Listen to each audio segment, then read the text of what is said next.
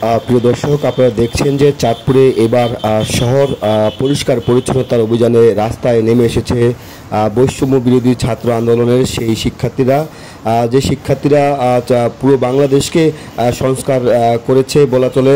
তাদের আত্মত্যাগ এবং তাদের আন্দোলন সংগ্রাম এবং তাদের যে সাহসিকতার পরিচয় আজকে বাংলাদেশ নতুনভাবে বাংলাদেশে জাগরণ সৃষ্টি হয়েছে, নতুনভাবে বাংলাদেশ সংস্কার হচ্ছে। সেই শিক্ষার্থীরা আমরা দেখছি চাঁদপুরেও তারা রক্ত দিয়েছে। তারা চাঁদপুরে ব্যাপক নির্যাতন নিপীড়নের শিকার হয়ে আন্দোলন করেছে তাদের মানুষের অধিকার আদায়ে, বৈষম্যহীন একটি বাংলাদেশ গড়ে তোলার যেই প্রচেষ্টা তারা সেই আন্দোলন তারা রাজপথে থেকে করেছে এবং আজকে সেই রাজপথে তারা আবার নেমে এসেছে। তাদের এই রাজপথকে তারা পরিষ্কার পরিচ্ছন্ন করছে।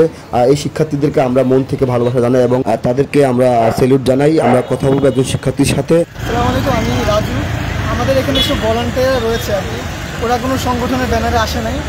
আমরা গিয়ে যেসব স্বেচ্ছাসেবী কার্যক্রমে যারা বিভিন্ন প্ল্যাটফর্মে কাজ করি এবং কাজ করে আসছি, তারা এখানে গিয়ে নিজ উদ্যোগে এই চাঁদপুর আমাদের এই শহরকে পরিষ্কার করার দায়িত্বও আমাদের। তো সেই দায়িত্ববোধ থেকে আজকে আমরা এখানে উপস্থিত হয়েছি। আমরা আমাদের কার্যক্রম কালীবাড়ি থেকে শুরু করেছি।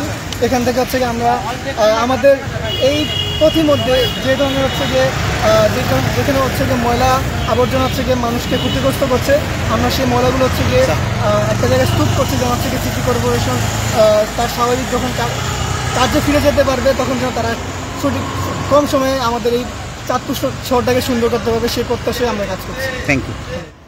প্রিয় দর্শক, আপনারা জানেন যে গোটা দেশে তথা সমগ্র পৃথিবীতে বাংলাদেশের যে ছাত্র সমাজ যারা যে বৈষম্যহীন ছাত্র আন্দোলন যে তারা সাহসিকতার পরিচয় তারা দিয়েছে, তারা কোটা বিরোধী আন্দোলনে তারা রাজপথে নেমে এসেছিল এবং সেই কোটা বিরোধী আন্দোলনে তাদের বুকে যখন গুলি চালানো হয়, তাদের উপর যখন নির্যাতন নিপীড়ন হয় এবং তারা প্রচণ্ড বেগে আবার ঘুরে দাঁড়িয়ে পুরো রাষ্ট্রকে তারা সংস্কারের জন্য তারা রাজপথে নেমে পড়ে এবং তাদের দাবি ছিল যে পুরো রাষ্ট্র সংস্কার করতে হবে এবং রাষ্ট্রযন্ত্রের পরিবর্তন করতে হবে, মানুষের কথা বলার অধিকার থাকতে হবে, কোনো প্রকার বৈষম্য থাকবে না।